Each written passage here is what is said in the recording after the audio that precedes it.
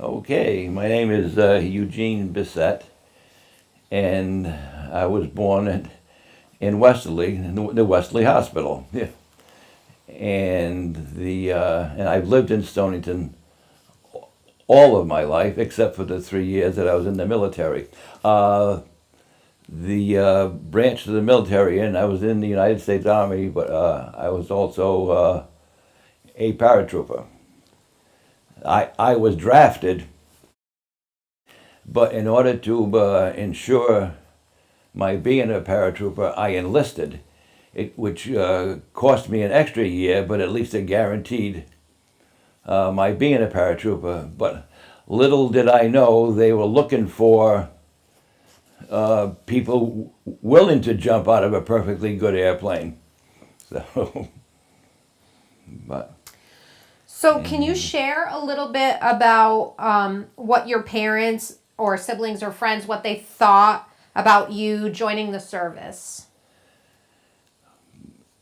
well, they didn't mind, but they were all apprehensive and nervous, because they knew the ultimate destination would be Vietnam. And I was lucky enough to return home. A lot of people that I went with did not. Yes, they did return home. They returned home in a casket draped with an American flag. What about any of the specialized training that you had? Basic training at Fort Dix, New Jersey, and then I did the advanced infantry training at Fort Gordon, Georgia. And because you were going to your ultimate destination was Vietnam. Um, it was a very intense program. And then after I did that, I went to Fort Benning, Georgia, and completed the basic jump school. By the time 2 weeks of training, and the third week was jump week. By the time, if you made it to jump week, there was no doubt in your mind that you were going to jump out of that airplane. And actually, you didn't have much choice because there's 30 or 40 or 50 troopers behind you pushing you out the door. What was the hardest part of the military lifestyle for you to adapt to?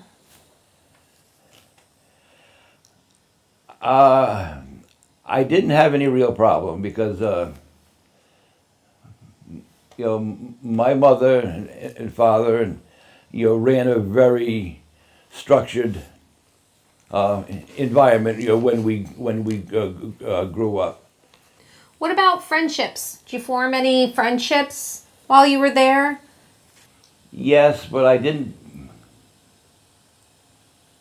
bother to get too close to anyone because when we were in Vietnam, you had a if you had a buddy, a week later,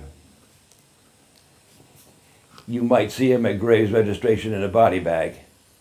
Uh, I didn't like that part of it. How about, can you share a little bit about that last jump that you did, your last time taking that jump? After I returned from Vietnam, I finished out my last 8 months with the 82nd Airborne Division at Fort Bragg, North Carolina. I had cleared the post, and I was a civilian at the time. And I was in the division headquarters company, and I was in charge of typing the jump manifests. So there happened to be a jump available the day that I was discharged. I put myself on the jump manifest, and after I was a civilian, I went to the parachute shed, drew a parachute, and I drew and I jumped my last time. I've got 27 static line jumps. How did your time in service impact you? I'm kind of an easygoing guy, and I go with the flow. And again, military discipline wasn't a problem for me. And when I finished my 3 years, I just went,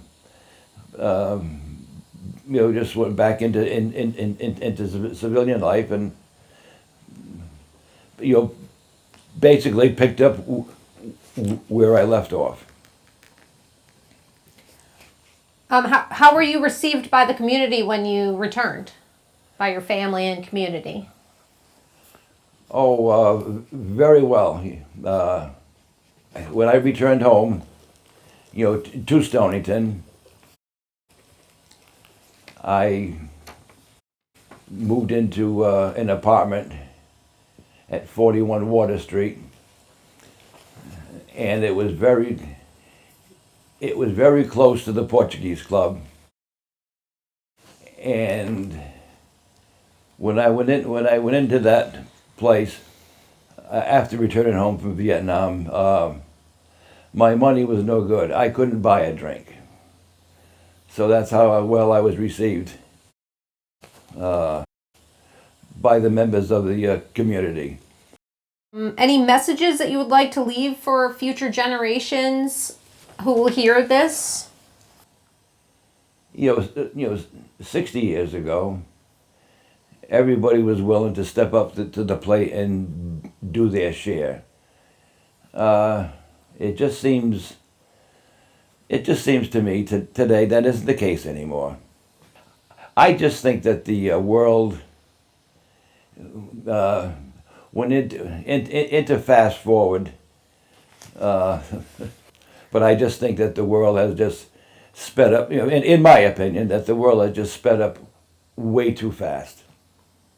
With all this technology, that I'm not, that I didn't grow up with. I don't know if we touched upon it, but I remember you sharing with me when you stopped by the office about how you learned to type when you were in high school, and how that helped you when you were in the military. Yes, I tell this story a lot.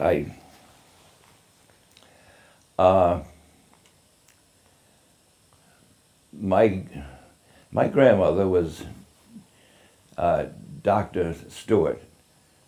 She was the head of the business department at Stonington High School for many years. And actually, her last year of teaching at Stonington High School, which was in 1963, I was in her English class. And she taught from the book that she wrote. The Stonington High School had bought many of the books that she had published, but she enrolled me in a business course at Stonington High School, and in my junior and senior years, I took typing, and there were no electric machines back then, and I could knock out my 40 words a minute on a standard machine. But anyway, when I got to Vietnam, I was assigned to a rifle company. And after a couple of months of that, somebody asked, does anybody here know how to type? Well, usually in the military, you don't volunteer for anything, but I wanted to volunteer for that one. And I said, yes, I know how to type. And by knowing how to type, I know that saved my life. For more than 6 months in Vietnam, I lived in a GP Lodge tent. I think you shared with me when you visited me at Town Hall something about one of your jumps and an issue with your parachute. Did you share a story with me about your parachute? What they tell you in jump training, if you should exit the aircraft too fast and land on somebody's parachute to get off it, because he's got the air and your parachute will collapse. And also, if you should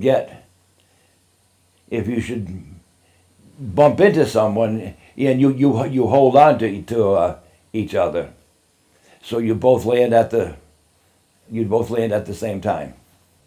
On my second training jump, I did exit the aircraft a little bit faster than I should have, and I did land on somebody's parachute. And I've never landed on a cloud before, but that's exactly what it felt like. And I ran as fast as I could to get off his parachute so mine wouldn't collapse. At about 1,500 feet in the air, that wouldn't be a good thing to happen. Is there anything else that you want to share with us that we haven't gone over today? I just think this experience is someone everyone should go through. It's a good wake-up call. You get to see what's going on in the real world.